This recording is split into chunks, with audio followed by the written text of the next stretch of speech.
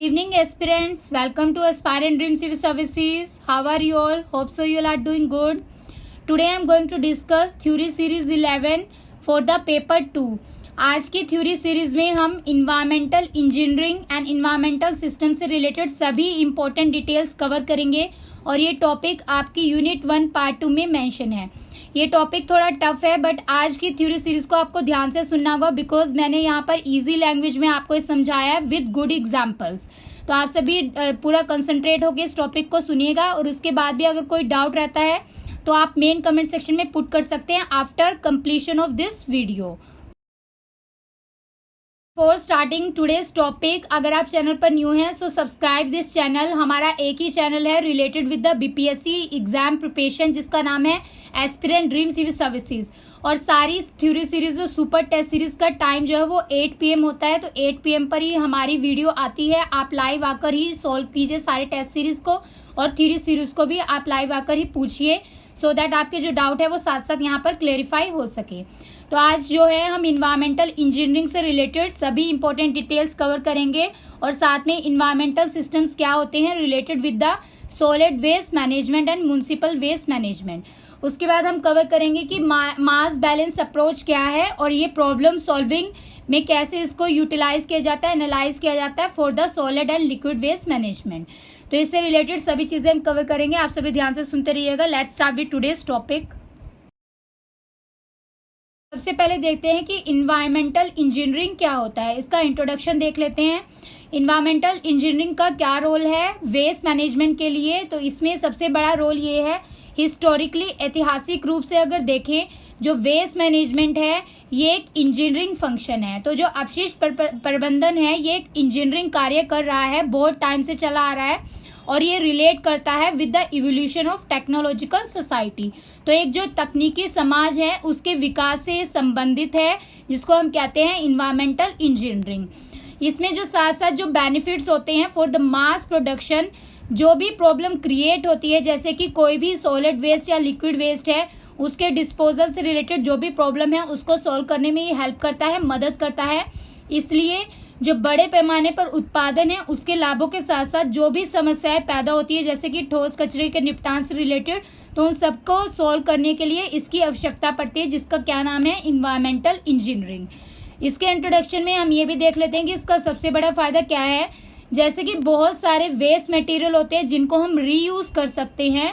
ऐसे कई अपशिष्ट पदार्थ है जिनका पुनः उपयोग किया जा सकता है और वो जो है एक रिसोर्स भी बन सकते हैं किसके लिए, इंडस्ट्रियल प्रोडक्शन के लिए और एनर्जी जनरेशन के लिए अगर हम उनको प्रॉपरली मैनेज करें. तो जो भी औद्योगिक उत्पादन होते हैं या फिर जो ऊर्जा उत्पादन होते हैं वो एक संसाधन बन सकते हैं. कैसे, अगर हम उनको पुनः उपयोग करें या फिर उनको ठीक से हम प्रबंधित करें. तो ये सबसे बड़ा रोल है इन्वायरमेंटल इंजीनियरिंग का. अभी तक के लिए हमने सारी प्रोसेसेस को प्रीवियस थ्योरी सीरीज में डिटेल में कवर किया है. थ्योरेटिकली आप कैसे, क्या कंपोजिटिंग होता है, कैसे हम सॉलिड वेस्ट मैनेजमेंट करते हैं, वेस्ट मैनेजमेंट क्या होता है.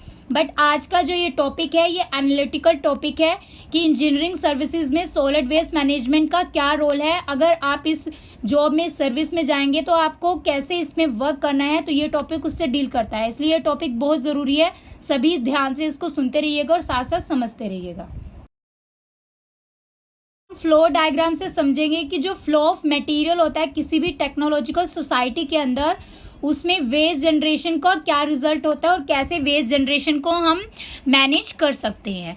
तो वेस्ट जनरेशन के लिए मैनेजमेंट की टेक्नोलॉजी क्या है वो हम इस फ्लो डायग्राम से समझेंगे.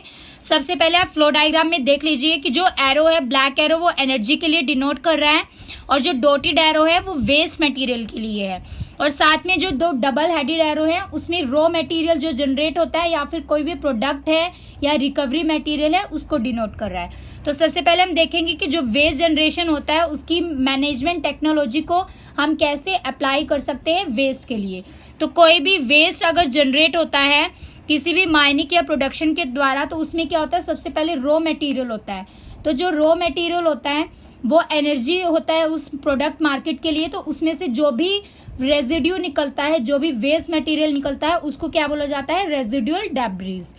तो अब जो रॉ मटेरियल है उसका क्या करते हैं हम, मैन्युफैक्चरिंग करते हैं किसी भी टेक्नोलॉजी में या किसी भी माइनिंग या कोई भी आप एग्जांपल ले सकते हैं इंडस्ट्री का, उसके अंदर तो मैन्युफैक्चरिंग के बाद क्या होता है, उसमें प्रोसेसिंग होती है और जो प्रोसेसेस के बाद जो भी रिकवरी की जाती है वो स्टेप उसमें फॉलो किया जाता है। तो इसमें क्या होता है कि सेकेंडरी मैन्युफैक्चरिंग होती है, मैन्युफैक्चरिंग के बाद, और फिर उसके बाद जो प्रोडक्ट होता है वो कंज्यूमर यूज के लिए जाता है, वो प्रोडक्ट को इस्तेमाल किया जाता है। तो इन सभी प्रोसेसेस के अंदर जो एनर्जी फ्लो होता है और जो वेस्ट जनरेट होता है, उस फ्लो को इस टेक्नोलॉजिकल सोसाइटी के अंदर कैसे हम इस्तेमाल कर सकते हैं, कैसे इसको मैनेज कर सकते हैं, ये एक इंजीनियरिंग, इन्वायरमेंटल इंजीनियरिंग का बहुत बड़ा पार्ट है।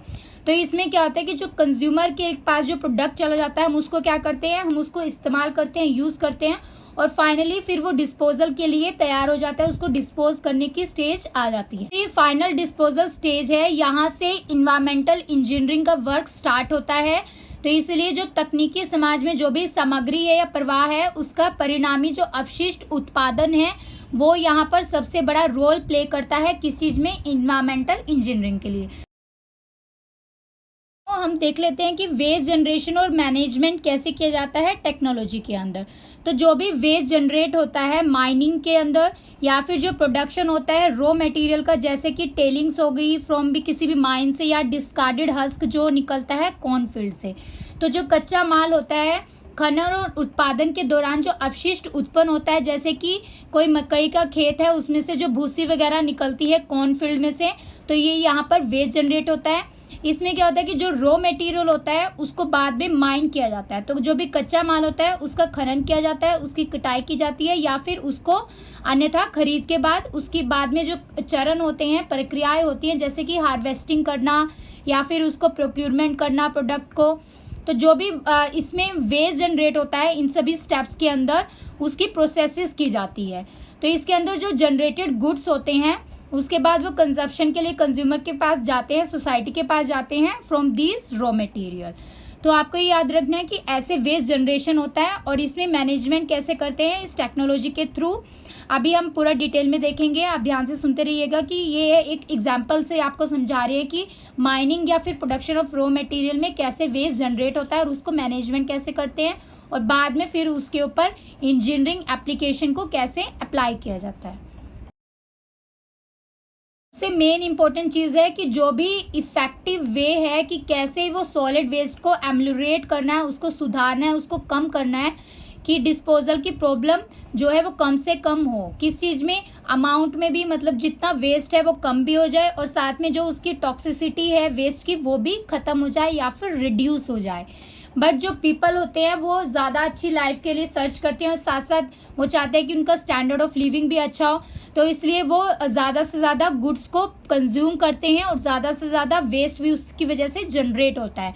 तो इसलिए जो ठोस अपशिष्ट का निपटान की समस्या है उसको वो बहुत मात्रा में बढ़ती रहती है, और उसको सुधारने के लिए और उसके लिए क्या तरीके हैं, उसके लिए इन्वायरमेंटल इंजीनियरिंग एक बहुत बड़ा रोल प्ले करता है। टाइम टू टाइम ये सर्च चलती रहती है कि कैसे इम्प्रूव मेथड जो है वेस्ट मैनेजमेंट के उनको अप्लाई किया जाए, सर्च किया जाए, और कैसे जो अमाउंट ऑफ वेस्ट रिड्यूस हो रहा है उसको कैसे लैंडफिल किया जाए, लैंडफिलिंग प्रोसेस के थ्रू। तो ये सब किसका पार्ट है, इन्वायरमेंटल इंजीनियरिंग का पार्ट है। सबसे पहले देखते हैं कि जो सॉलिड वेस्ट होता है किसी भी कम्युनिटी के अंदर, वो कहाँ से, उसका सोर्स क्या है, वो कहाँ से जनरेट होता है। तो जनरली जो सॉलिड वेस्ट होता है वो लैंड यूज से रिलेटेड होता है या फिर जोनिंग से रिलेटेड होता है। तो इसलिए जो भी ठोस कचरे हैं उसके स्रोत जो हैं वो सामान्य रूप से या तो भूमि के उपयोग से या फिर जोनिंग से संबंधित होते हैं। तो ये कुछ कैटेगरीज हैं जिसके बेसिस पे सोर्सेज ऑफ सॉलिड वेस्ट को बांटा गया है, डिवाइड किया गया है, वो देख लेते हैं।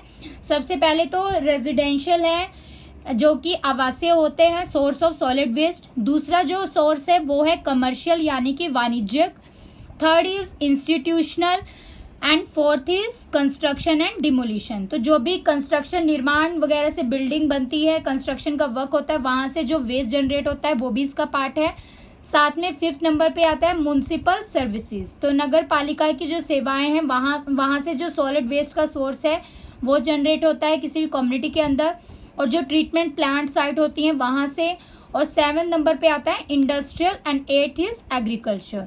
तो ये सारी फॉलोइंग कैटेगरीज हैं जो आपको ध्यान रखनी है। These are the categories of sources of solid waste in a community. These are the sources of solid waste in a community. तो ये कहाँ से सॉलिड वेस्ट जो है कम्युनिटी के अंदर जनरेट होता है, तो ये भी आपको देखना बहुत ज़रूरी है। सबसे पहले जो रेजिडेंशियल सोर्स है, जैसे कि typical facility activity single family या मल्टी फैमिली है, लो मीडियम या हाई डेंसिटी अपार्टमेंट है, तो वहाँ से जनरेट होता है। तो यहाँ से जो वेस्ट जनरेट होता है वो जानना ज़रूरी है कि कौन से टाइप ऑफ सॉलिड वेस्ट है। या तो फूड वेस्ट होगा, या paper, cardboard, plastic, textile, leather, या फिर अदर मेटल, एशेज, या फिर स्ट्रीट लीव्स। तो ये सारा हाउस होल्ड हैजर्डस वेस्ट भी होता है जो रेजिडेंशियल वेस्ट के अंदर आ जाता है। सेकंड आता है कमर्शियल वेस्ट। इसके अंदर store, restaurant, market, buildings, hotels, motels या फिर प्रिंटेड शॉप आ जाती हैं। इससे जनरेट जो वेस्ट होता है वो होता है पेपर, कार्डबोर्ड, प्लास्टिक, वुड या फिर एशेज या स्पेशल वेस्ट और हैजर्डस वेस्ट भी हो सकता है। थर्ड कैटेगरी के अंदर आता है इंस्टीट्यूशनल। इसमें school, hospital, prison, government centre आ जाते हैं। और ये जो इसमें से वेस्ट जनरेट होता है वो सेम होता है कमर्शियल वेस्ट की। नेक्स्ट आता है इंडस्ट्रियल नॉन प्रोसेस वेस्ट, जिसके अंदर कंस्ट्रक्शन, लाइट, हैवी मैन्युफैक्चरिंग या फिर रिफाइनरी, केमिकल प्लांट, ये सब सोर्सेज आ जाएंगे। तो इसमें paper, cardboard, wood, food, special waste हो गया या फिर हैजर्डस वेस्ट आ जाता है। नेक्स्ट आता है म्युनिसिपल सॉलिड वेस्ट। इसके अंदर हमने पूरा डिटेल में कवर किया थ्योरी सीरीज में, तो आप अच्छे से देख लीजिएगा, वहाँ पर सारे सोर्सेज ऑफ वेस्ट को हमने डिटेल में कवर किया है। नेक्स्ट है ट्रीटमेंट फैसिलिटीज सोर्सेज। तो इसमें waste water, industrial treatment processes आ जाएंगे। यहाँ से जो वेस्ट जनरेट होता है वो होता है जो ट्रीटमेंट प्लांट से वेस्ट निकलता है, प्रिंसिपली रेजिडुअल स्लजिज और अदर रेजिडुअल मटेरियल आ जाएगा। Now we will see the typical facilities या एक्टिविटी या लोकेशन जो एसोसिएटेड है इन सभी सोर्सेज ऑफ वेस्ट के साथ, कि जहां से ये वेस्ट, सॉलिड वेस्ट जनरेट हो रहा है। तो सबसे पहले जो फंक्शनल एलिमेंट्स हैं सॉलिड वेस्ट मैनेजमेंट सिस्टम के, वो देख लेते हैं। सबसे पहले आता है वेस्ट जनरेशन।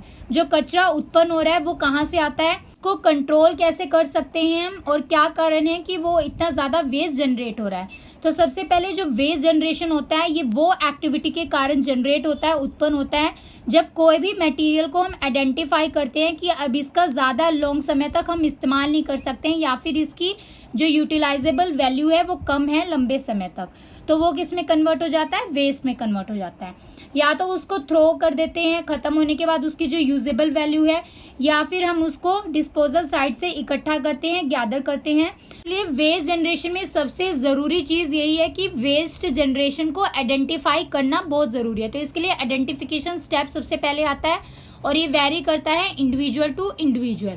इसलिए वेस्ट जनरेशन की प्रोसेस को कंट्रोल नहीं किया जा सकता है ज़्यादा मात्रा में। दूसरा जो फंक्शनल एलिमेंट आता है सॉलिड वेस्ट मैनेजमेंट सिस्टम का, वो है waste handling and separation, storage and processing at the source. तो जो भी वेस्ट सोर्स पे होता है, सोर्स से ही अगर उसको हम हैंडल कर लें, उसको सेपरेट कर लें, या फिर उसको स्टोरेज कर लें और प्रोसेसिंग कर लें, तो ये एक फंक्शनल एलिमेंट है जो सॉलिड वेस्ट मैनेजमेंट सिस्टम का सबसे इम्पोर्टेंट पार्ट है। तो इसमें जो वेस्ट हैंडलिंग होता है वो सबसे पहला स्टेप है। उसमें क्या होता है कि वेस्ट को हैंडल करने के लिए उसको सेपरेट करना ज़रूरी होगा। वेस्ट की सेपरेशन के लिए जो डिफरेंट एक्टिविटीज़ हैं उसको, वेस्ट को मैनेज करने के लिए उसको फॉलो करते हैं।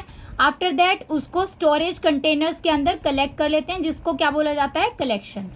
आफ्टर दैट जो हैंडलिंग होती है इसको हम मूवमेंट ऑफ लोडेड कंटेनर के साथ भी फॉलो करते हैं कि to the point of collection, कि जहाँ से उसको कलेक्ट किया है वहाँ पर भी उसको हैंडल करना बहुत ज़रूरी है वेस्ट को।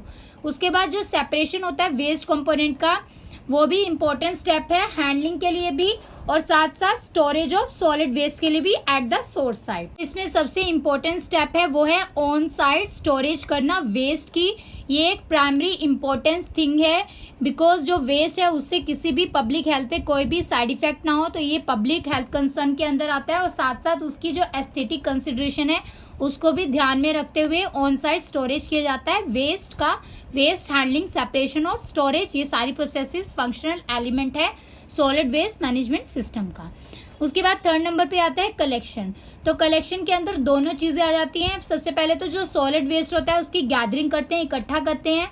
फिर उसके बाद जो रिसाइक्लेबल मटेरियल्स होते हैं उनको, रिसाइकल मटेरियल को रिसाइकल किया जाता है, रीयूज किया जाता है, और बाद में जो ट्रांसपोर्ट किया जाता है इन मटेरियल को आफ्टर कलेक्शन।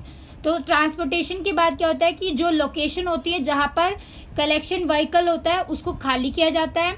उसके बाद जो मटेरियल है उसकी प्रोसेसिंग फैसिलिटी के पास उसको पहुंचाया जाता है, वहाँ पर उसकी प्रोसेसिंग होती है। और उसके साथ साथ जो ट्रांसफर स्टेशन होता है या फिर लैंडफिल साइट होती है उसको वहाँ पर ले जाया जाता है और उसकी नेक्स्ट जो मटेरियल प्रोसेसिंग है वो फॉलो की जाती है। नेक्स्ट स्टेप आता है ट्रांसफर एंड ट्रांसपोर्ट। तो ट्रांसफर और ट्रांसपोर्ट भी एक फंक्शनल एलिमेंट है जिसके अंदर 2 स्टेप होते हैं। सबसे पहले क्या होता है कि जो ट्रांसफर होता है वेस्ट का वो स्मॉलर कलेक्शन व्हीकल के थ्रू होता है और उसके बाद स्मॉलर जो व्हीकल होता है कलेक्ट करके जो वेस्ट को ले जाता है वो लार्जर ट्रांसपोर्ट इक्विपमेंट के पास उसको ले जाता है। सेकेंड स्टेप में क्या होता है कि जो सब्सिक्वेंट ट्रांसपोर्ट होता है वेस्ट का वो लॉन्ग डिस्टेंसेस पे भी किया जाता है। जैसे कि अगर मान लीजिए कोई प्रोसेसिंग साइट है या डिस्पोजल साइट है बहुत दूर है तो उसके लिए सेकेंड स्टेप फॉलो किया जाता है use of motor vehicle transport. इसमें रेल कार और या फिर जो ट्रक्स वगैरह आते हैं उसका यूज किया जाता है फॉर द ट्रांसपोर्टेशन। नेक्स्ट जो स्टेप आता है वो है separation processing and transformation of the solid waste. तो सेपरेशन किया जाता है। सबसे पहले जो फैसिलिटीज होती हैं रिकवरी ऑफ वेस्ट मटेरियल के लिए भी अवेलेबल हैं। जो भी वेस्ट मटेरियल को आप रिकवर करना चाहें उसको पहले हम रिकवर कर सकते हैं। फिर उसके बाद जो सेपरेटेड वेस्ट मटेरियल है उसको सोर्स साइड से ही आपको सेपरेट करना होगा। दैट जो प्रोसेसिंग होती है वो वेस्ट की वो मेनली जो मटेरियल रिकवरी फैसिलिटी के थ्रू होती है, ट्रांसफर स्टेशन, कंबशन फैसिलिटी या फिर डिस्पोजल साइट जो होती है वहां पर फॉलो की जाती हैं। तो ये सारे फंक्शनल एलिमेंट्स हैं सॉलिड वेस्ट मैनेजमेंट सिस्टम के जिसको आपको ध्यान में रखना है कि वेस्ट जनरेशन के अंदर क्या आता है, वेस्ट हैंडलिंग या सेपरेशन कैसे करते हैं, कलेक्शन कैसे किया जाता है, ट्रांसपोर्ट कैसे करते हैं और इसमें कौन कौन से स्टेप्स फॉलो किए जाते हैं और साथ में सेपरेशन प्रोसेसिंग या फिर ट्रांसफॉर्मेशन ऑफ सॉलिड वेस्ट कैसे किया जाता है। सभी कमेंट सेक्शन में बताइए कितने सोर्सेज ऑफ सॉलिड वेस्ट हैं किसी भी कम्युनिटी के अंदर और इनको कितनी कैटेगरीज में बांटा गया है। What are the different categories of sources of solid waste in the application of environmental engineering. सबसे ज़रूरी चीज़ ये भी होती है कि जो मेजर इश्यूज हैं या फिर मैनेजमेंट ऑफ सॉलिड वेस्ट के दौरान जो भी प्रॉब्लम आती हैं तो उनको आप कैसे मैनेज कर सकते हैं, उनको कैसे सॉल्व कर सकते हैं, तो इसको डिस्कशन करना बहुत ज़रूरी होता है। तो इसलिए जो ठोस कचरा है उसके प्रबंधन पर चर्चा करते समय निम्नलिखित मुद्दों पर विचार करना चाहिए। कि मेजर इश्यूज को आपको जानना बहुत ज़रूरी है। सबसे पहले इंक्रीजिंग वेस्ट क्वांटिटी, अपशिष्ट मात्रा में वृद्धि जो है इसके बारे में आपको पता होना चाहिए, सबसे बड़ा इशू है। दूसरा जो मेजर इशू है वो है कि वेस्ट जो है वो रिपोर्टेड नहीं है in the national municipal solid waste totals के अंदर। तो राष्ट्रीय जो MSW के अंदर अगर वो अपशिष्ट की सूचना नहीं दी गई है तो ये भी सबसे बड़ी समस्या है, इशू है। थर्ड इसका मेजर इशू है कि lack of clear definition for the solid waste management term and the function. तो जो ठोस अपशिष्ट प्रबंधन है उसकी शर्तों और कार्यों के लिए जो स्पष्ट भाषाएं हैं उसका अभाव है, उसमें मैनेजमेंट ऑफ टर्म्स जो है वो अच्छी तरह फॉलो नहीं की गई हैं। फोर्थ जो इशू आता है वो आता है lack of quality of data. तो इससे रिलेटेड जो भी डाटा कलेक्ट किया जाता है उसमें क्वालिटी नहीं होती है, वो अच्छा लेवल का डाटा नहीं होता है, पूरी इंफॉर्मेशन नहीं होती है उसमें। फिफ्थ इशू आता है कि there is a need for the clear role and leadership in the federal, state और लोकल गवर्नमेंट। तो जहां पर सेंटर और स्टेट मिलकर काम करती है तो उनके रोल के अंदर क्लैरिटी होना जरूरी है कि कौन सा वर्क जो है वो राज्य के पास है, स्टेट के पास है और कौन सा यूनियन के पास है related with the solid waste management. Next जो इम्पोर्टेंट इशू है वो है कि there is a need for the even and predictable enforcement regulation and standard. तो इन सभी इशू को हैंडल कैसे किया जाएगा कि अगर बहुत ज़्यादा नियम रेगुलेशन बनाए जाएंगे वो तो ज़रूरी है बनाना, लेकिन उनको एनफोर्समेंट करना उससे भी ज़्यादा ज़रूरी है। तो जो भी स्टैंडर्ड्स हैं, मानकों की आवश्यकता है, तो उसके लिए जो है इन इश्यूज को सॉल्व करना बहुत ज़रूरी है। हम देखते हैं कि इंटीग्रेटेड वेस्ट मैनेजमेंट जो टेक्नोलॉजीज होती हैं उसको कैसे फॉलो किया जाता है और ये टेक्नोलॉजीज मैनेजमेंट प्रैक्टिसेस क्या होती हैं। सबसे पहले ये सिलेक्शन या एप्लीकेशन होती है किसी भी सुटेबल टेक्निक की, टेक्नोलॉजी की या फिर जो मैनेजमेंट प्रोग्राम होते हैं किस लिए, अचीव करने के लिए किसी भी स्पेसिफिक वेस्ट मैनेजमेंट ऑब्जेक्टिव या गोल को, तो उनको क्या बोला जाता है, इंटीग्रेटेड वेस्ट मैनेजमेंट। तो एकीकृत जो अपशिष्ट प्रबंधन होता है वो विशिष्ट प्रबंधन उद्देश्यों और लक्ष्यों को प्राप्त करने के लिए जो तकनीकें या प्रौद्योगिकी या प्रबंधन कार्यक्रम होते हैं उनका चयन करना और साथ में उनका अनुप्रयोग करना इसके अंदर परिभाषित है। तो इंटीग्रेटेड वेस्ट मैनेजमेंट की जो डेफिनेशन है उसको आपको ध्यान रखना है एग्जाम के लिए। उसके बाद हम देखते हैं कि मेन जो रोल स्टार्ट होता है इन्वायरमेंटल इंजीनियरिंग का वो होता है कि कैसे इंटीग्रेटेड वेस्ट मैनेजमेंट टेक्नोलॉजी को फॉलो करना है आपको और इसको कैसे आपको एनफोर्समेंट करना है, लागू करना है। तो सबसे पहले इसमें इंपॉर्टेंट चीज़ होती है कि सोर्स ऑफ रिडक्शन। तो जो वेस्ट होता है उसको कैसे कम किया जाए, उसका सोर्स ऑफ रिडक्शन क्या है वो सबसे पहले देख लेते हैं। सबसे पहले फोकस किया जाता है कि जो वेस्ट की वॉल्यूम है उसको रिड्यूस करने के लिए, उसको कम करने के लिए, या फिर जो उसकी टॉक्सिसिटी है उसको कैसे कम किया जाए।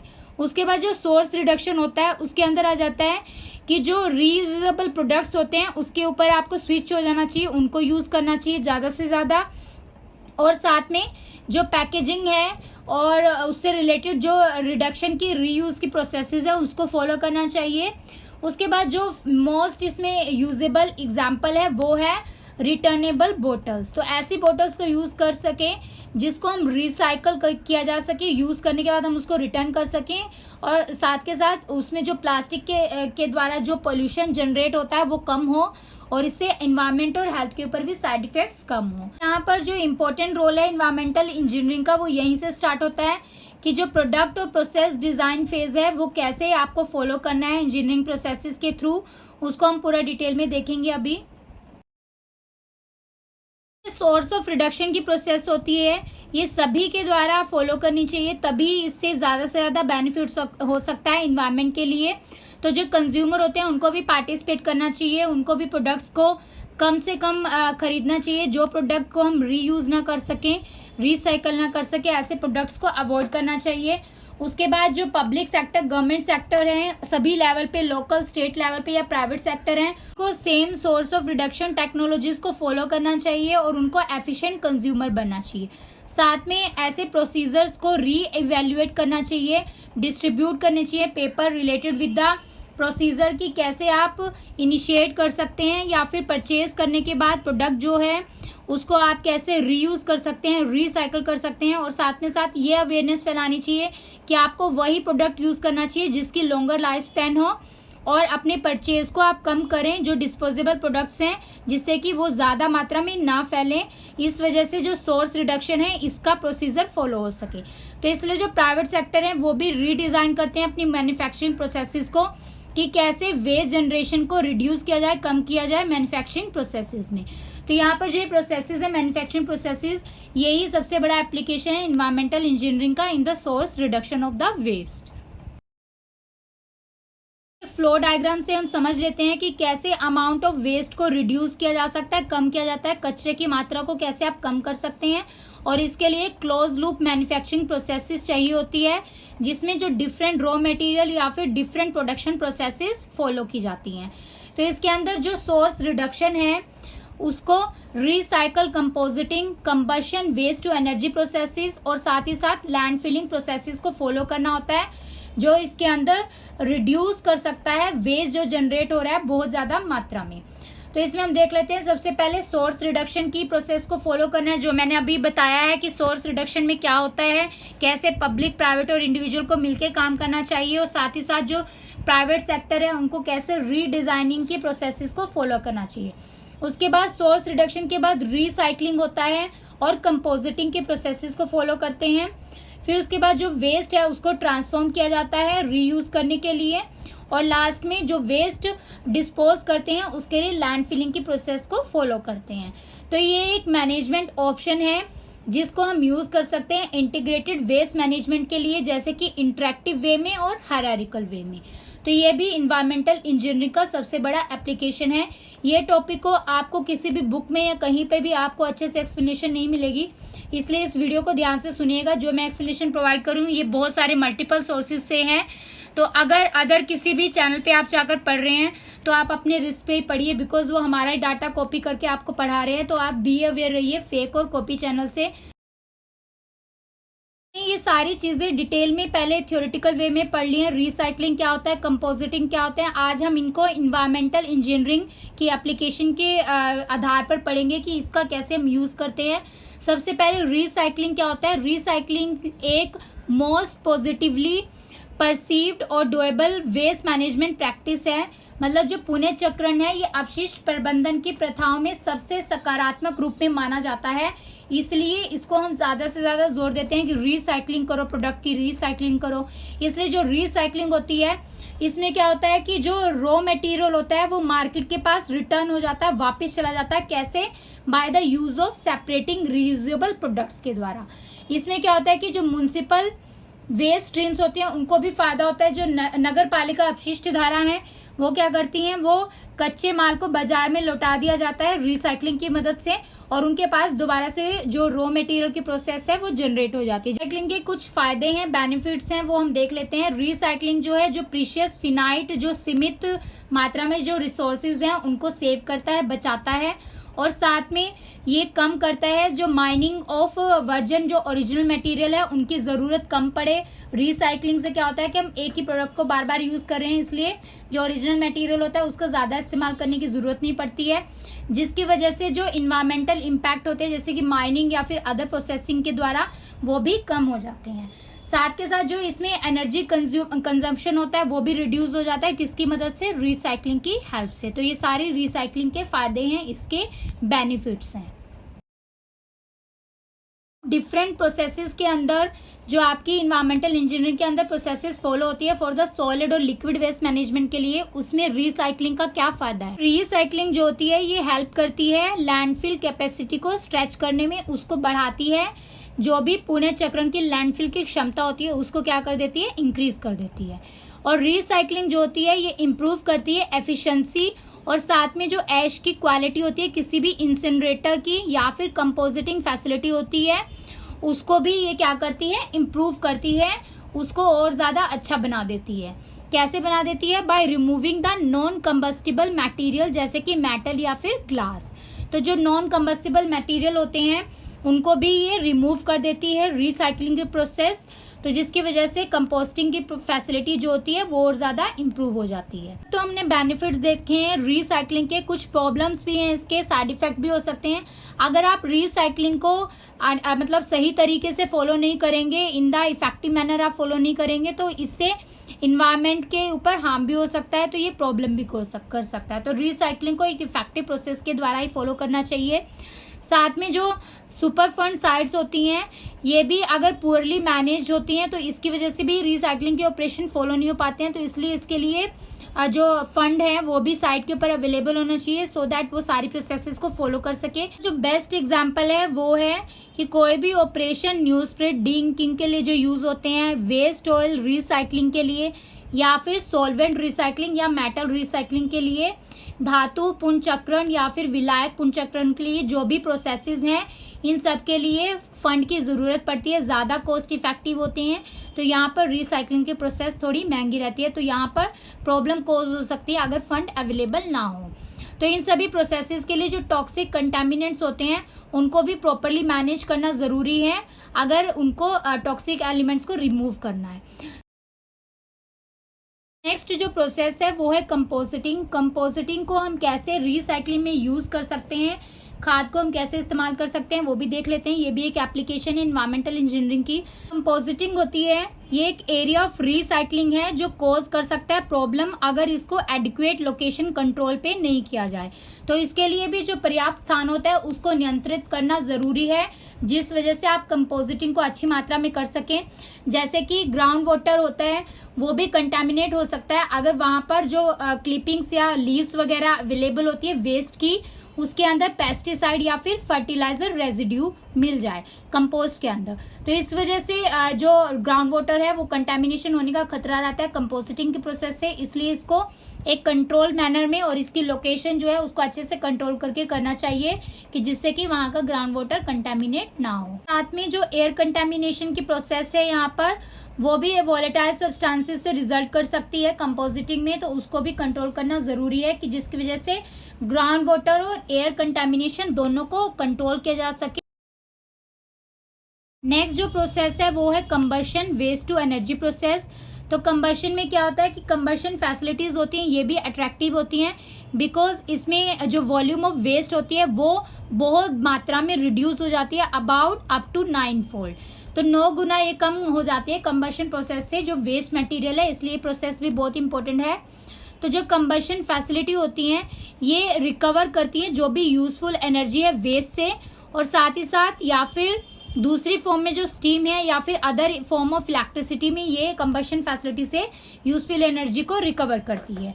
तो इसलिए ये प्रोसेस बहुत इंपॉर्टेंट है, इससे इलेक्ट्रिसिटी भी जनरेट हो सकती है और साथ में वेस्ट तो रिड्यूस हो ही जाएगा। ये सबसे ज़रूरी है कि वॉल्यूम रिडक्शन होना चाहिए वेस्ट का, जिसकी वजह से जो हाई कैपिटल कॉस्ट है इंसिनरेटर की वो भी अट्रैक्टिव हो और कॉस्ट भी कम से कम लगे, और साथ में जो लैंडफिल स्पेस है वो भी प्रीमियम हो जाए। तो इन सब के लिए जो इकोनॉमिक ऑफ एनर्जी है किसी भी रीजन के अंदर वो भी डिपेंड करती है, कंबशन प्रोसेसेस के लिए भी और लैंडफिल प्रोसेसेस के लिए भी। इंसिनरेटर होते हैं वहाँ से जो बॉटम ऐश होती है वो भी रीयूज की जा सकती है, किसके लिए? बिल्डिंग मटेरियल के लिए। साथ में जो प्रोडक्ट्स जो सीमेंट या फिर कंक्रीट प्रोडक्ट बनाते हैं वो भी यूज़ कर सकते हैं इंसिनरेटर ऐश को। तो इसलिए इसके फ़ायदे हैं कंबशन प्रोसेस के।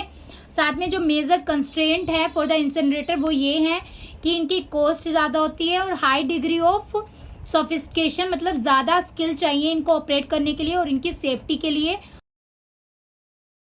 इम्पोर्टेंट जो नेक्स्ट प्रोसेस है वो है लैंडफिल, बिकॉज लैंडफिल जो है ये सभी combination of waste management technique में इस्तेमाल होता है, इसलिए सभी टेक्निक्स के बाद जो है लैंड फिलिंग की ज़रूरत ज़रूर पड़ती है। इसके लिए जो बेसिक मैनेजमेंट ऑप्शन है लैंड फिलिंग के लिए वो यही है कि सिर्फ मैनेजमेंट अगर आपको किसी भी टेक्निक का फॉलो करना है तो उसके लिए सबसे ज़रूरी है कि आपको लैंड फिलिंग करना लास्ट में ज़रूरी है। तो इसलिए नेसेसरी भी है और सफिशिएंट भी है, ज़रूरी भी है और ये पर्याप्त भी है। तो टेक्नोलॉजी या ऑपरेशन है किसी भी मॉडर्न लैंडफिल के, वो क्या करते हैं, वो प्रोटेक्शन करते हैं ह्यूमन हेल्थ की और साथ में इन्वायरमेंट की भी।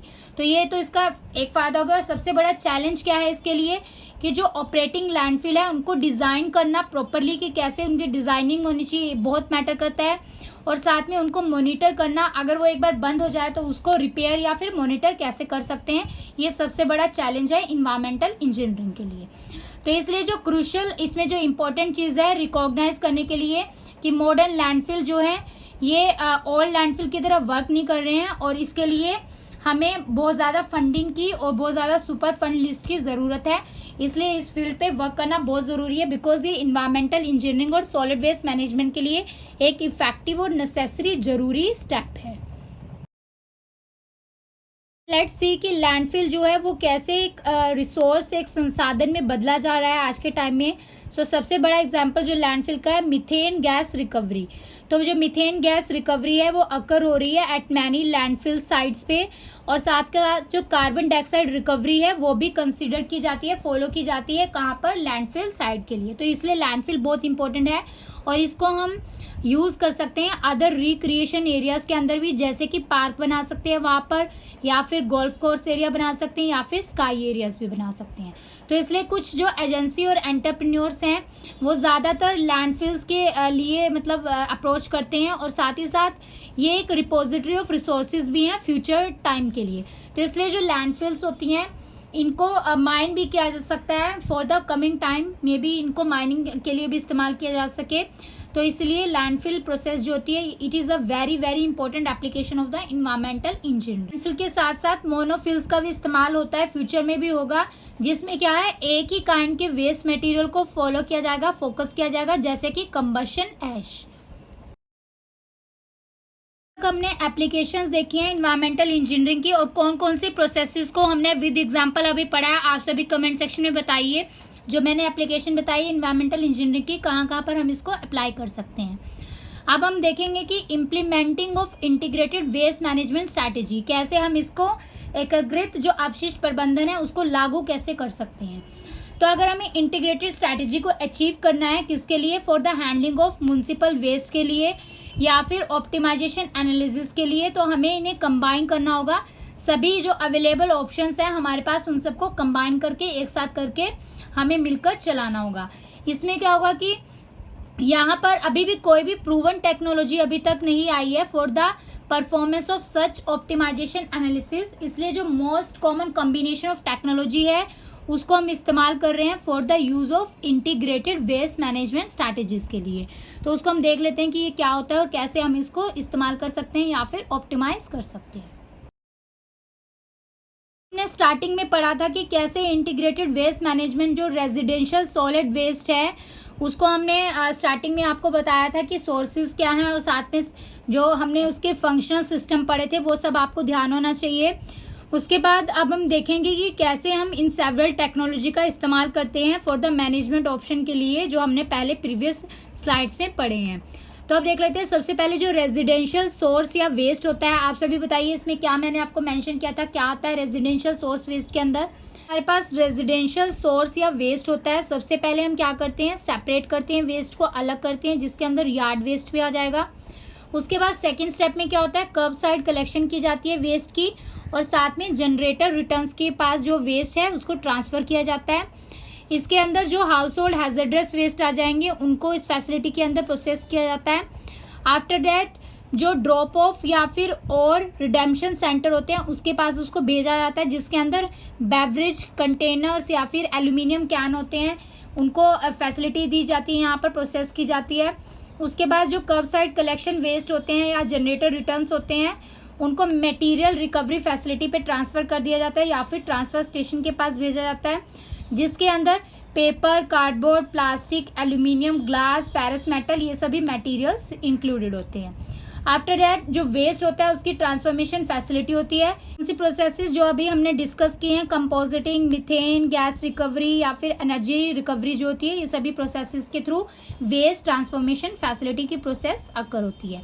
फिर सबसे लास्ट में होता है लैंडफिल। तो जैसे कि मैंने बताया सभी प्रोसेसेस के बाद लैंडफिल की जरूरत जरूर पड़ती है, चाहे वो कर्ब साइड कलेक्शन वेस्ट हो या फिर वो वेस्ट ट्रांसफॉर्मेशन फैसिलिटी के बाद वेस्ट आता है।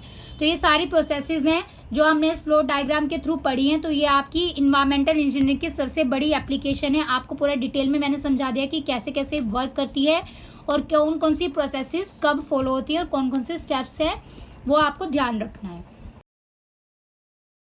फ्लो डायग्राम में देख लेते हैं कि कैसे म्युनिसिपल सॉलिड वेस्ट को मिक्स किया जाता है with the mass burn waste के साथ, और कैसे कौन कौन सी स्ट्रैटेजीज को फॉलो किया जाता है फॉर द रिसाइकलिंग या फिर जो लैंड फिलिंग होती है रिमेनिंग वेस्ट की।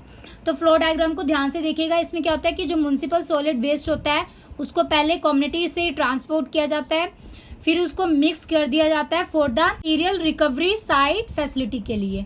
फिर उसके बाद जो म्युनिसिपल वेस्ट होता है वो ऐश जो वहां से जनरेट होती है उसको ट्रांसपोर्ट करते हैं और फिर उसको कहाँ ले जाया जाता है, लैंडफिल या फिर मोनोफिल के पास।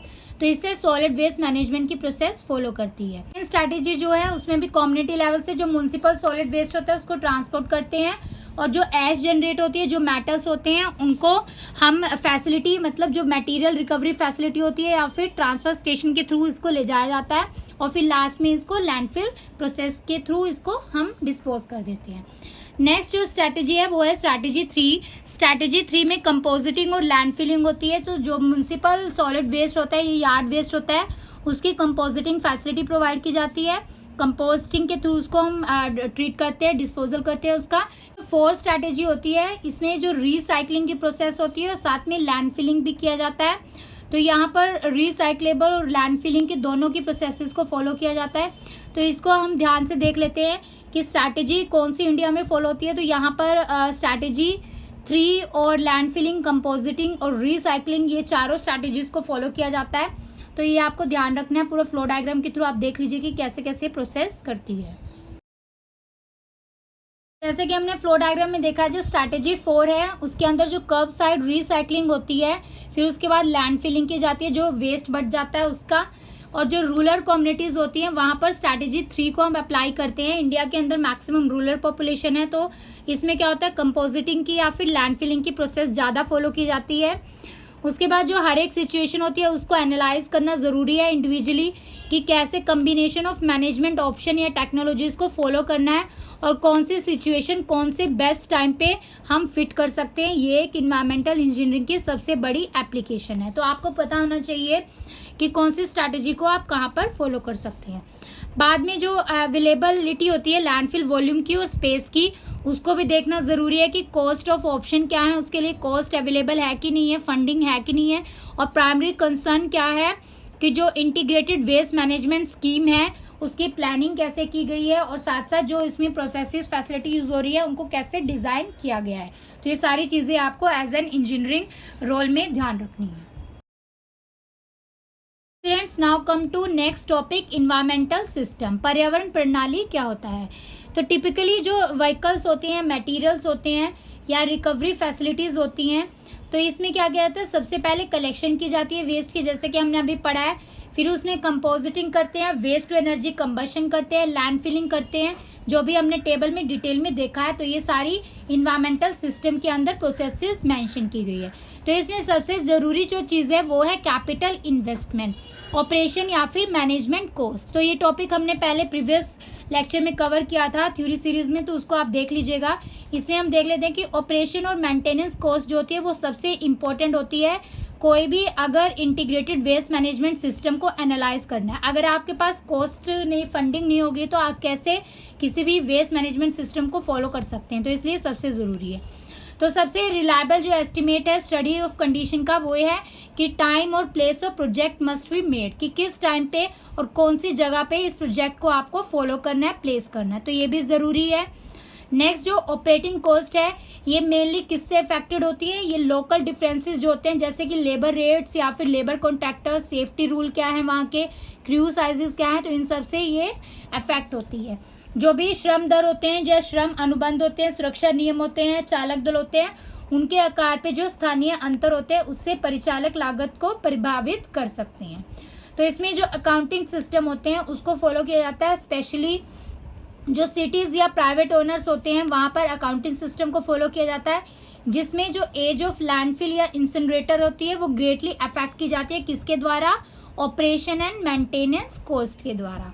तो जो भी लैंडफिल या इंसिनरेटर है उनकी ऑपरेटिंग और मैनेजमेंट कॉस्ट जो है उसको भी ज़रूरी है कि उसको अफेक्ट ना हो किसी भी कंडीशन में, मतलब उसको मेंटेनेंस होनी चाहिए, टाइम टू टाइम उसको फॉलो करना चाहिए।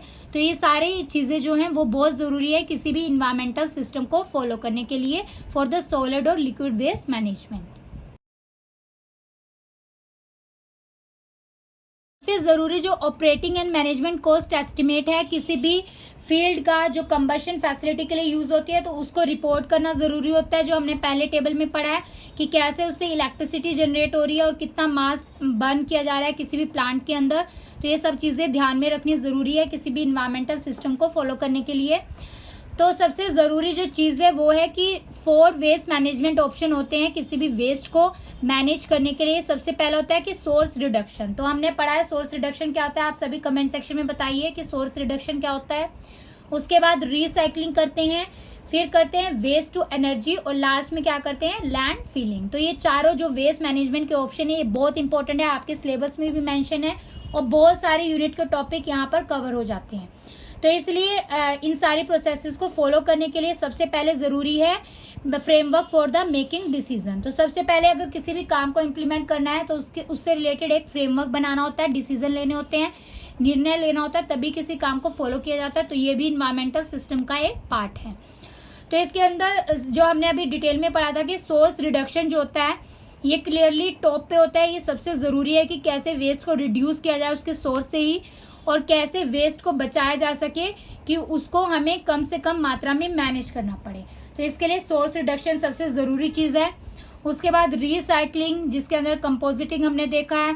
फिर बेस्ट मैनेजमेंट टूल है ये, इसके अंदर साथ के साथ हमें देखना है कि ओरिजिनल जो प्रोडक्ट है वो अगर लॉन्गर लाइफ सर्व नहीं कर रहा है तो हम ये बेटर है कि उस प्रोडक्ट को हम ना ही लें और उस पर्पज़ के लिए हम कोई अदर प्रोडक्ट को यूज़ करें जो कि रिसाइकल ईजिली हो सके। उसके बाद जो लास्ट में आता है waste to energy. Waste to energy में हमने देखा है कि कैसे एनर्जी को रिट्रीव करना है कि वो बरीड और जो वेस्टेड मटेरियल है वहाँ से एनर्जी भी जो हम रिट्रीव कर सकें और उसको अच्छे से डिस्पोज भी कर सकें। फाइनली जो लास्ट प्रोसेस हमने पढ़ी है वो है लैंड फिलिंग। लैंड फिलिंग जो होती है ये सबसे इम्पोर्टेंट और नेसेसरी स्टेप है किसी भी रिसाइकलिंग के बाद या फिर कंपोजिटिंग के बाद। तो इन सभी मेथड्स को फॉलो करने के बाद लास्ट में लैंड फिलिंग करना बहुत ज़रूरी रहता है, इसलिए ये रिकवरी के लिए बहुत ज़्यादा ज़रूरी इंपॉर्टेंट स्टेप है। अभी कमेंट सेक्शन में बताइए कि इन्वायरमेंटल सिस्टम के अंदर हमने क्या क्या चीज़ें पढ़ी हैं जो ज़रूरी है किसी भी इन्वायरमेंटल सिस्टम को ऑपरेट करने के लिए और फॉलो करने के लिए। सो नेक्स्ट टॉपिक पे चलते हैं, ये है मास बैलेंस अप्रोच। तो मास संतुलन दृष्टिकोण क्या होता है, इसको हम थोड़ा ब्रीफ में देखेंगे। तो सबसे पहले जो मास फ्लो होता है किसी भी म्युनिसिपल सॉलिड वेस्ट का, उसकी स्टडी को फॉलो करना होता है कि कैसे मीडियम साइज ऑफ सिटी के अंदर इसको फॉलो किया जा सके, और साथ ही साथ उसको एनालाइज करना होता है कि जो पोटेंशियल वेस्ट रिडक्शन है उसको हम कैसे रिड्यूस कर सकें थ्रू द इनफॉर्मल सेक्टर। तो मास बैलेंस अप्रोच का सबसे बड़ा काम जो है वो यही है कि इसमें स्टडीज चलती है कि कैसे जो म्युनिसिपल सॉलिड वेस्ट है या अदर वेस्ट है उनको कैसे सिटीज के अंदर कंडक्टेड किया जाए, पोटेंशियल वेस्ट को कैसे रिड्यूस किया जाए। और साथ में इसके लिए सबसे पहले सिटी को ऑप्ट किया जाता है, जैसे कि लोकल गवर्नमेंट है उनको टारगेट्स दिया जाता है कि आपको ये टारगेट फॉलो करना है। और उसके बाद जो इनफॉर्मल सेक्टर्स होते हैं उनके रोल को भी इम्प्रूव किया जाता है कि कैसे वो वेस्ट को रिड्यूस कर सकें। उनको ज़्यादा से ज़्यादा टेक्नोलॉजी बतानी होती है, फॉलो करानी होती है कि आपको ये सारी टेक्नोलॉजी फॉलो करनी है। और उसके बाद जो इम्प्लीमेंटेशन है इनफॉर्मल सेक्टर की वो बहुत ज़्यादा ज़रूरी है इसके लिए, rather than the high technology in the waste management. तो कोई ज़्यादा हाई टेक्नोलॉजी मतलब किसी भी सेक्टर के अंदर फॉलो करने से पहले ज़रूरी है कि आपको जो टेक्नोलॉजी हमने बताई है आप उसको किस मात्रा तक हद तक उसको इस्तेमाल कर रहे हैं। तो ये किसके अंदर आता है, मास बैलेंस अप्रोच के अंदर आता है। नेक्स्ट जो है वेस्ट बैंक होते हैं या स्कैवेंजर्स जो होते हैं इनफॉर्मल सेक्टर्स के अंदर, ये मेनली वेस्ट रिडक्शन करते हैं किसी भी एरिया ऑफ स्टडी के अंदर। तो इनको जो इनकी कैपेसिटी होती है डोमेस्टिक वेस्ट को रिड्यूस करने की उसको इवेल्युएट किया जाता है किसके थ्रू, मास बैलेंस मेथड के थ्रू। तो ये मास बैलेंस मेथड जो होता है ये पूरा डिटेल में देखेंगे हम क्या होता है ये बैलेंस मेथड को हम एक एग्जांपल के थ्रू समझेंगे। सबसे पहले जो रिकवरी फैक्टर होता है किसी भी वेस्ट टाइप का उसको कैलकुलेट किया जाता है, उसको डिटरमाइन किया जाता है कि उसकी एवरेज रिडक्शन रेट क्या होगा। तो औसत कमी दर निर्धारित करने के लिए जो प्रत्येक प्रकार के अपशिष्ट होते हैं उनको पुनः प्राप्त जो कारक है उसकी गणना की जाती है। फिर उसके बाद जो रिजल्ट आते हैं जैसे कि स्कैवेंजर या क्लीनिंग स्टाफ वर्कर्स होते हैं जो टेम्परेरी वेस्ट डिस्पोजल साइट पे होते हैं उनको रिड्यूस किया जाता है वेस्ट कलेक्टर्स को। उसके लिए एक डाटा रखा जाता है कि जैसे अप टू आपको 70% करना है या 61% रिड्यूस करना है, उसको 48% करना है, 50% करना है, 3% करना है। जैसे कि पेपर के लिए 70% करना है, प्लास्टिक के लिए आपको 61% करना है, ग्लास के लिए आपको 48% करना है। तो ये सारे ऑर्गेनिक वेस्ट के लिए आपको 3% करना है। तो ये सारे स्कैवेंजर और क्लीनिंग स्टाफ वर्किंग जो होते हैं ये डिस्पोजेबल साइट पे वर्क करते हैं, ये वेस्ट कलेक्शन डाटा को रिड्यूस करते हैं, एक टारगेट रखा जाता है। उसके बाद क्या होता है कि कैलकुलेशन की जाती है यूजिंग द मास बैलेंस जो अप्रोच है उसको फॉलो किया जाता है। जैसे कि मान लीजिए कि 17 जो टेम्परेरी वेस्ट डिस्पोजल साइट है वहां पर आपने टोटल 8% वेस्ट पर ईयर में रिड्यूस किया है, जबकि जो 13 वेस्ट बैंक है वहां पर आपने 2% वेस्ट पर ईयर रिड्यूस किया है। तो इन दोनों चीज़ों को आप मास बैलेंस अप्रोच के थ्रू कैलकुलेट करते हैं। उसके बाद जो वेस्ट रिडक्शन है किसी भी सिटी के अंदर उसका एक मतलब कितना रिडक्शन हुआ है एक ओवरऑल परसेंटेज माना जाता है। जैसे कि मान लीजिए 10% यहाँ पर हुआ है तो एक टारगेट रखती है हर एक गवर्नमेंट हर एक सिटी के लिए। मीडियम साइज सिटी के लिए अलग टारगेट होता है, बड़ी सिटी के लिए अलग टारगेट होता है, जहां पर हम मास बैलेंस अप्रोच को फॉलो करते हैं। वेस्ट रिडक्शन होता है वो किसका एग्जाम्पल है, ये वेस्ट मैनेजमेंट का एक एग्जाम्पल है beside the use of waste reuse या रिसाइकलिंग के अलावा। तो वेस्ट रिडक्शन एक बहुत जरूरी चीज है जहां पर मास बैलेंस अप्रोच को फॉलो किया जाता है। करंटली जो गवर्नमेंट है वो लीगली सपोर्ट कर रही है by the government of India, जिसमें गवर्नमेंट रेगुलेशन नंबर 81 2012 डिफाइन करता है कि क्या इंपॉर्टेंस है वेस्ट रिडक्शन की डोमेस्टिक वेस्ट के लिए, किसके थ्रू, रिडक्शन के थ्रू, रीयूज के थ्रू या फिर रिसाइकलिंग के थ्रू। तो ये किस में मेंशन किया है, कौन सी गवर्नमेंट रेगुलेशन है, आप सभी कमेंट सेक्शन में बताइए जिसमें 3R को मेंशन किया गया है। तो जो ये रेगुलेशन होती है ये एसेंशियल होती है, ज़रूरी होती है जब से गवर्नमेंट ऑफ इंडिया ने टारगेट सेट किए हैं for the achievement of 20% waste जो है वो हमें अचीव करना था 2019 तक। अब जो टारगेट है वो कितना अपडेट हो गया, 30% वेस्ट रिडक्शन करना है 2030 तक। तो ये टारगेट आपको एग्जाम के लिए याद रखना है। उसके बाद जो 3R हैं जैसे कि रिडक्शन, रीयूज है, रिसाइकलिंग, इनको कंडक्ट किया जाता है किसके थ्रू, कुछ मेथड और प्रोसेसेस होती हैं उसको फॉलो किया जाता है और मेनली ये इम्प्लीमेंट किया जाता है किसके ऊपर, कम्युनिटी स्केल के ऊपर। जो हमने सारी प्रोसेसेस देखी है वो सब कम्युनिटी स्केल लेवल पे ही फॉलो की जाती हैं। सभी कमेंट सेक्शन में टारगेट और परसेंटेज ईयर बताइए गवर्नमेंट ऑफ इंडिया का for the waste reduction. Waste reduction के लिए कितना टारगेट है और कितना परसेंट करना है अचीव। अब नेक्स्ट देख लेते हैं कि मेथड कौन सा यूज होता है। तो इसके लिए जो मेथड इस्तेमाल होता है वो होता है क्वांटिटेटिव रिसर्च टेक्निक। तो इसमें क्वांटिटेटिव रिसर्च टेक्निक का इस्तेमाल किया जाता है, जिसमें क्या होता है कि रिसर्च एनेबलिंग कैलकुलेशन जो होती है अमाउंट ऑफ वेस्ट कितना रिड्यूस हुआ है इनफॉर्मल सेक्टर के द्वारा, उसको फॉलो किया जाता है किसी भी वेस्ट बैंक या फिर टेम्परेरी वेस्ट जो डिस्पोजेबल साइट है वहां पर। तो इसके लिए आपको जो अप्रोच है वो याद रखनी है, क्वांटिटेटिव रिसर्च टेक्निक इस्तेमाल होती है। उसके बाद जो कैलकुलेशन की जाती है उनका जो रिजल्ट आता है उसको यूज किया जाता है as a variable in the scenario of development to increase the waste reduction. तो जो ये वेरिएबल्स आते हैं जो कैलकुलेशन के बेसिस पे डाटा आता है कि 10% रिड्यूस हुआ है, 3% रिड्यूस हुआ है, तो उसके बेसिस पे ही वेस्ट रिडक्शन की प्रोसेस को फॉलो किया जाता है। तो इसमें जो डाटा है उसको कलेक्ट करते हैं किसके थ्रू, सर्वे जो किया जाता है उसके थ्रू इस डाटा को कलेक्ट किया जाता है और फिर ये सारी मेथड को फॉलो किया जाता है। Let's have a example of mass balance analysis कि कैसे मास बैलेंस एनालिसिस को हम फॉलो करते हैं किसी भी रिफ्यूज डिराइव्ड फ्यूल प्रोडक्शन के लिए। तो मान लीजिए वेस्ट जो है किसी भी सिस्टम के अंदर वो 100% है। उसके बाद जो रिकवरी फैक्टर है रिसाइक्लेबल मटेरियल का, मतलब हर एक जो वेस्ट टाइप है यहाँ पर का रिकवरी फैक्टर कितना है, वो क्या होता है कि परसेंटेज ऑफ टोटल वेस्ट से उसको कैलकुलेट करते हैं। जैसे कि प्लास्टिक वेस्ट या पेपर वेस्ट या ग्लास वेस्ट के लिए आप कैलकुलेट कर सकते हैं। आफ्टर दैट क्या होता है, रिसाइक्लेबल मटेरियल जो होता है फॉर द रिसाइकलिंग, कितना परसेंट रिसाइक्लेबल जो मटेरियल था उसका कितना परसेंट रिसाइकलिंग हुआ है ये। उसके बाद जो रेजिड्यू वहां से रिजल्ट होता है वेस्ट मटेरियल से, वो क्या रेजिड्यू है, नॉन कमर्शियल मटेरियल कितना परसेंट है, या जो रेजिड्यू है वो रिसाइक्लेबल प्रोसेस से कितना परसेंट हमें रिजल्ट मिला है, या टोटल रेजिड्यू कितना है। तो ये सारी चीजें मास बैलेंस एनालिसिस में फॉलो की जाती हैं। तो इसके अंदर दो प्रोसेसेस होती हैं, एक होता है इनफ्लो, एक होता है आउटफ्लो। इनफ्लो में हमारे पास जो वेस्ट होता है सिस्टम के अंदर 100%, और जो उसके बाद रिड्यूस होने के बाद ये सब प्रोसेसेस की कैलकुलेशन करने के बाद जो हमारे पास रेजिड्यू आता है वो किसके अंदर आ जाता है, आउटफ्लो के अंदर। अब देख लेते हैं कि मास बैलेंस एनालिसिस की डेफिनेशन क्या होती है। तो कोई भी वेस्ट जो है विद इन द बाउंड्री अगर वो फ्लो कर रहा है और उसको हमने आइडेंटिफाई किया है with the use of mass balance analysis, जिसको क्या बोला जाता है, MBA। तो MBA का उपयोग करके जो सीमा है उसके भीतर जो अपशिष्ट प्रवाह है उसकी पहचान की जाती है। तो इसको क्या बोला जाता है, मास बैलेंस एनालिसिस। तो मास बैलेंस एनालिसिस में जो कैलकुलेशन होती है मटेरियल फ्लो की to and out from the system is carried out, जो हमने अभी फ्लो डायग्राम में देखा है कि इनफ्लो में क्या होता है और आउटफ्लो में क्या होता है। आप सभी कमेंट सेक्शन में कमेंट कीजिए कि इनफ्लो में क्या प्रोसेस होती है और आउटफ्लो में क्या प्रोसेस होती है।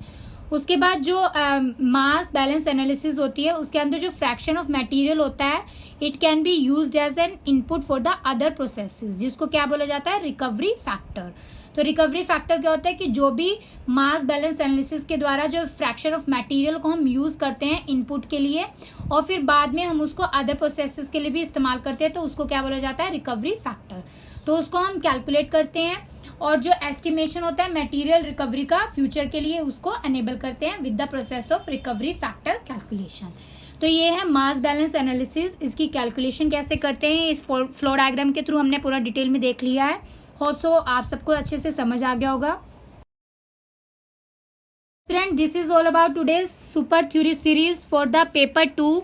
आज की थ्योरी सीरीज बहुत इंपॉर्टेंट है, आप सभी मेरे साथ रिवाइज करेंगे। जिन्होंने भी ध्यान से सुना है वो सब कमेंट सेक्शन में आंसर दीजिएगा। मेन कमेंट सेक्शन में सबसे पहले जो इन्वायरमेंटल इंजीनियरिंग क्या होता है और इन्वायरमेंटल सिस्टम क्या है हमने पूरा डिटेल में देखा है कि इन्वायरमेंटल इंजीनियरिंग की इंट्रोडक्शन क्या है। उसके बाद हमने एक फ्लो डायग्राम देखा था जिसके अंदर हमने देखा था कि फ्लो ऑफ मटेरियल कैसे किसी एक टेक्नोलॉजिकल सोसाइटी के अंदर फ्लो करता है और उससे जो रिजल्टिंग वेस्ट जनरेशन होता है वो कैसे होता है और कैसे फाइनल हम उसका डिस्पोजल करते हैं। उसके बाद हमने क्या किया है, वेस्ट जनरेशन और मैनेजमेंट टेक्नोलॉजी को पूरा डिटेल में पढ़ा है कि कैसे वेस्ट जनरेट होता है और कौन कौन सी प्रोसेसेस होती है जहाँ से वेस्ट जनरेट किया जाता है और इसके लिए जो डिस्पोजल की प्रॉब्लम होती है उसको हम कैसे कम कर सकते हैं सॉलिड वेस्ट मैनेजमेंट के लिए।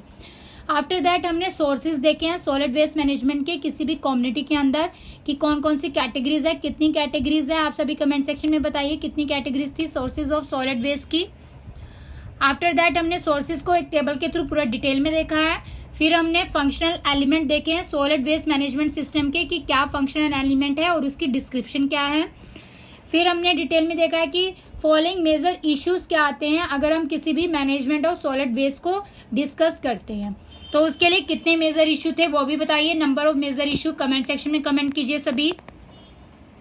आफ्टर दैट हमने इंटीग्रेटेड वेस्ट मैनेजमेंट टेक्नोलॉजी को डिफाइन किया और देखा है कि सोर्स रिडक्शन क्या होता है, सोर्स रिडक्शन में मेनली क्या किया जाता है, कौन सी प्रोसेसेस फॉलो की जाती हैं और किस तरह से सोर्स रिडक्शन हमारे लिए बेनिफिशियल है और कैसे कैसे हमें इस पे वर्क करना चाहिए।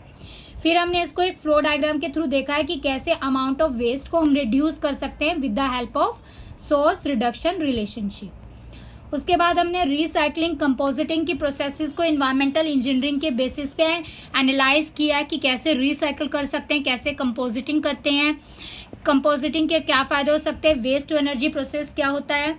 उसके बाद हमने लैंडफिल के यूजेस देखे कि लैंडफिल के क्या बेनिफिट है, लैंडफिल को हम कैसे अप्लाई कर सकते हैं और इसके नुकसान भी क्या हैं। उसके बाद हमने देखा कि इम्प्लीमेंटेशन कैसे करते हैं इंटीग्रेटेड वेस्ट मैनेजमेंट स्ट्रैटेजी का। तो उसके थ्रू हमने एक फ्लो डायग्राम देखा था जहाँ पर हमने देखा था कि रेजिडुअल सोर्स या वेस्ट क्या होता है और कैसे उसको हम लैंडफिल में कन्वर्ट करते हैं। उसके बाद हमने 4 स्ट्रैटेजीज पढ़ी हैं कि कैसे हम म्युनिसिपल वेस्ट मैनेजमेंट को ट्रीट करते हैं और उसके बाद हमने चारों स्ट्रैटेजीज को देखा है और इंडिया में कौन सी स्ट्रैटेजी को हम फॉलो करते हैं कमेंट सेक्शन में आप सभी बताइए। फिर हमने उसके बाद इन्वायरमेंटल सिस्टम्स पढ़े हैं। इन्वायरमेंटल सिस्टम्स क्या होते हैं, कैसे हम कलेक्शन करते हैं, व्हीकल मटेरियल रिकवरी फैसिलिटी कैसे करते हैं, कौन कौन सी प्रोसेसेस फॉलो होती है इन्वायरमेंटल सिस्टम के अंदर, कैसे ऑपरेशन एंड मैनेजमेंट कॉस्ट इसके लिए बेनिफिशियल है और किस तरह हम मेकिंग डिसीजन के फ्रेमवर्क को फॉलो करते हैं फॉर दिस मेथड। लास्ट हमने देखा है कि मास बैलेंस अप्रोच क्या होती है, इसकी स्टडी हम कैसे करते हैं मास बैलेंस अप्रोच के थ्रू और हमने इसमें एग्जांपल देखा है कि रिकवरी फैक्टर को हम कैसे कैलकुलेट करते हैं किसी भी वेस्ट टाइप का और एवरेज रिडक्शन रेट क्या होता है। आफ्टर दैट हमने वेस्ट रिडक्शन की डेफिनेशन देखी है। गवर्नमेंट ऑफ इंडिया की जो रेगुलेशन है फॉर द 3R वो क्या है और वो रेगुलेशन का नंबर क्या है आप सभी कमेंट सेक्शन में बताइए। फिर हमने मेथड देखा है कि क्वांटिटेटिव रिसर्च टेक्निक यूज होती है इसके लिए और साथ में मास बैलेंस एनालिसिस को हम कैसे अप्रोच को फॉलो करते हैं विद एग्जांपल देखा है कि इनफ्लो क्या होता है, आउटफ्लो क्या होता है और रेजिड्यू को हम कैसे कैलकुलेट करते हैं, एनालाइज करते हैं। फिर हमने लास्ट में MBA की डेफिनेशन देखी है कि मास बैलेंस एनालिसिस की डेफिनेशन क्या होती है और इसमें रिकवरी फैक्टर को कैसे कैलकुलेट किया जाता है। So this is all about today's super theory series 11। Hope so आप सबको ये लेक्चर अच्छे से समझ आ गया होगा और आप सबने रिवाइज किया होगा। इस लेक्चर को आप दोबारा से अच्छे से सुनिएगा, नोट डाउन कीजिएगा। अगर कोई भी डाउट रहता है तो आप मेन कमेंट सेक्शन में पुट करके अपना डाउट क्लियर कर सकते हैं।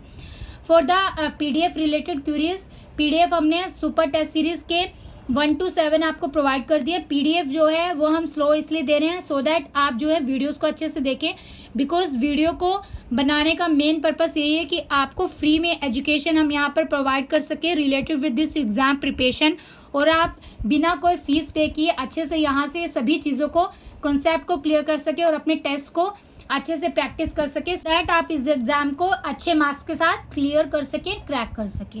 तो हमारी मेन अप्रोच यही है कि हम इतनी मेहनत से अगर आपको वीडियोस प्रोवाइड कर रहे हैं तो आपकी भी रिस्पॉन्सिबिलिटी बनती है कि आप इन वीडियोस को देखिए और यहाँ से ज़्यादा बेनिफिट लीजिए। इस एग्जाम के लिए बहुत इंपॉर्टेंट है वीडियोस। ये क्वेश्चन भी आपको बहुत क्वेश्चन एग्जाम में यहाँ से मिलेंगे और पेपर 2 में मैक्सिमम सिलेबस मैंने कवर कर दिया और आगे भी जो वीडियोज हैं वहाँ पर भी आपका सारा सिलेबस कवर हो जाएगा। तो आप को हम 1 डे का गैप इसलिए देते हैं सो दैट आप इस वीडियो को रिवाइज कर सके। हमें कोई फर्क नहीं पड़ता, हम डेली वीडियो दे देंगे, बट आप इसको अगर रिवाइज ही नहीं करेंगे तो वीडियो प्रोवाइड करने का बेनिफिट क्या है। तो इसलिए आप इसको गुड मैनर में रिवाइज कीजिए, अपने डाउट को क्लियरफाई कीजिए और साथ साथ प्रिपरेशन करते रहिए और ज़्यादा से ज़्यादा इस वीडियो को अपने फ्रेंड्स और ग्रुप्स के साथ शेयर कीजिए सो दैट उनको भी एक राइट गाइडेंस मिल सके इस चैनल के through. So aspirants, thanks for watching this video, thanks for your support. जय हिंद।